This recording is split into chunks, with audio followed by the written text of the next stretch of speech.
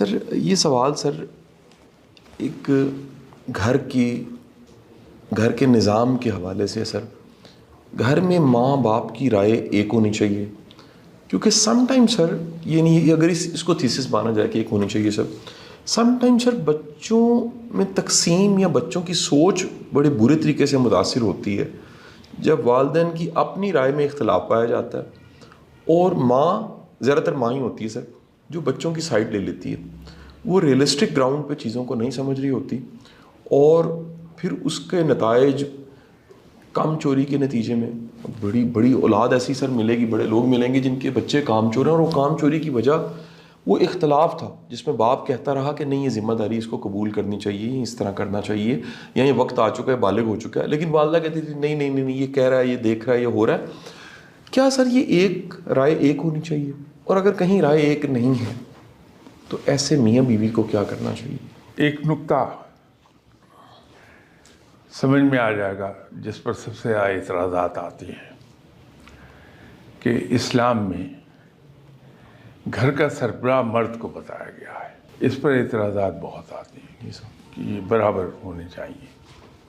اب اسلام ایک ایسا دین ہے جو ایک بیلنس رکھے ہوئے ہے کہ گھر کی مالکہ بیوی ہے، ٹھیک ہے، لیکن حرف آخر ہسبینڈ کا ہے۔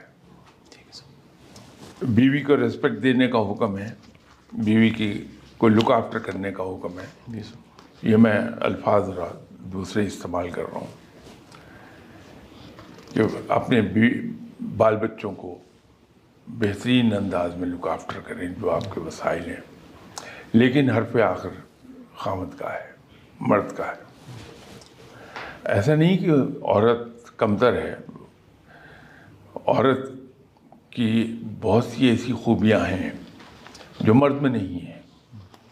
لیکن گھر کو صحیح چلانے کے لیے بالکل ایسے ہی جیسے انسٹیٹیوشن، اس کے اندر جب ٹاپ پر بیٹھا ہوا آدمی ایک ہوگا جس کا حکم چلے گا تو وہ ادارہ رن کر جائے گا۔ جہاں دو تین پیرالل چیزیں پیدا ہو جائیں گی وہ نہیں چل پاتا۔ ملک بھی یہی ہے کہ پرائم منسٹر جو ہیڈ آف دی گورنمنٹ ہوتا ہے، حکم اسی کا چلتا ہے۔ اگر head of the state, head of the government, ان کے دونوں کے حکم ایک سے چلنے لگ جائیں تو ملک نہیں چل پاتا، کلیشز آتے ہیں۔ گھر میں بھی یہی ہے، اور میں شاید اس سے تو آپ کے بہت زیادہ ایگری نہ کر سکوں کہ ہمیشہ یہ رویہ والدہ کی طرف سے ہی ہوتا ہے کہ باپ کہتا ہے کہ نہیں بچے تم کام کرو، اور وہ والدہ اس کو ڈیفینڈ کر رہی ہوتی ہیں۔ بعض وقت ہم مرد بھی بچے کو لاڈ کے ذریعے برباد کر رہے ہوتے ہیں، ماں بیچاری چیختی رہتی کہ یہ برباد کر رہا ہو تم ایسے۔ تو قصور صرف عورت ہی کا نہیں ہے، مرد کا بھی ہوتا ہے وہاں۔ لیکن اگر ہم گھر میں ایک آدمی کو سربراہ بنائیں اور اس کا کہا ہوا لفظ جو ہے وہ حرف آخر ہو، تو یہ صورتحال نہیں ہوگی۔ ہونا یہ چاہیے کہ ہم دنیاوی قوانین، مینجمنٹ کے اصول اور دین کے قوانین ان کو فالو کر لیں،